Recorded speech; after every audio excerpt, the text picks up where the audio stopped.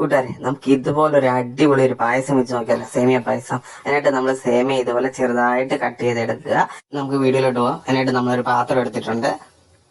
പാത്രം ഒന്ന് ചൂടായി വന്നിട്ട് നമുക്ക് അതിലേക്ക് നെയ്യ് ഇട്ട് കൊടുക്കാം.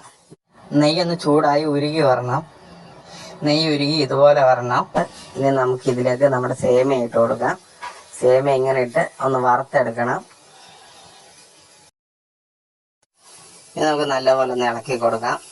അതുപോലെ നമ്മുടെ ചൗവരി നമ്മൾ വെള്ളം ഒഴിച്ച് വേവിക്കാൻ വെച്ചിട്ടുണ്ടായിരുന്നു. അതുപോലെ നല്ല രീതിയിൽ തിളച്ച് വരുന്നുണ്ട്. അങ്ങനെ നമ്മുടെ സേമിയ വറുത്തി ഇട്ടിരിക്കുകയാണ്. നമുക്കതൊരു പാത്രത്തിലേക്ക് ഇട്ട് വയ്ക്കാം. അത് നല്ല രീതിയിൽ ഒന്ന് തണുത്ത് വരണം ഈ സേമിയ. അപ്പം നമുക്ക് അടുത്ത പരിപാടിയിലേക്ക് പോവാം. നമുക്കിനി നമ്മുടെ പാത്രത്തിലേക്ക് പാലൊഴിച്ച് കൊടുക്കാം. പാലൊഴിച്ച് കഴിഞ്ഞാൽ നമുക്ക് ആവശ്യത്തിന് വെള്ളം കൂടെ ഒഴിച്ചു കൊടുക്കാം. തീ കുറച്ച് വയ്ക്കാം. നമുക്ക് നമ്മുടെ പാല് തിളച്ച് വന്നിട്ടുണ്ട്. ഇതിലേക്ക് ഇനി നമ്മുടെ സേമിയ ഇട്ട് കൊടുക്കാം. സേമിയ നല്ല രീതിയിൽ തണുത്ത് വന്നിട്ടുണ്ട്. ഇനി നമുക്ക് നല്ലപോലെ ഒന്ന് ഇളക്കി കൊടുക്കാം. ഇനി നമുക്ക് ഇതിലേക്ക് ആവശ്യത്തിന് പഞ്ചസാര ഇട്ട് കൊടുക്കാം. എല്ലാവരും മധുരം അവരവരുടെ അനുസരിച്ച് ഇടുക. മധുരം എത്ര വേണം അതിനനുസരിച്ച് ഇടുക.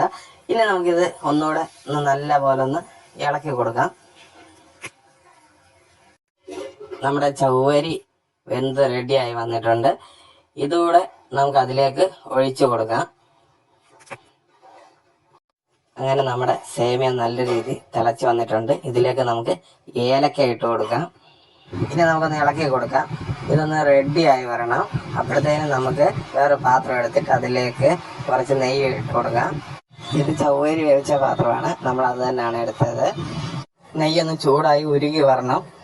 നെയ്യ് ചൂടായി ഉരുകി വന്നിട്ടുണ്ട്. ഇനി നമുക്ക് ഇതിലേക്ക് അണ്ടിപ്പരിപ്പ് മുന്തിരിങ്ങ ഇട്ട് ഒന്ന് വറുത്തെടുക്കാം. മുന്തിരിങ്ങയൊക്കെ വീർത്ത് വന്ന കണ്ടോ? ഇതുപോലെ റെഡിയായി കിട്ടണം. അങ്ങനെ നമ്മുടെ സേമിയ റെഡിയായി വന്നിട്ടുണ്ട്. ഇതിലേക്ക് ഇനി നമ്മൾ വറുത്ത് വെച്ച അണ്ടിപ്പരിപ്പ് മുന്തിരിങ്ങ ഇട്ട് കൊടുക്കാം. ഇനി നമുക്ക് നല്ല രീതിയിൽ ഒന്ന് ഇളക്കി കൊടുക്കാം. അങ്ങനെ നമ്മുടെ സേമിയ പായസം റെഡി ആയിരിക്കുകയാണ്. കൂട്ടുകാരെ, നിങ്ങൾക്ക് ഈ വീഡിയോ ഇഷ്ടമായാൽ ലൈക്ക് ചെയ്യുക, ഷെയർ ചെയ്യുക, ഈ ചാനൽ സബ്സ്ക്രൈബ് ചെയ്യുക.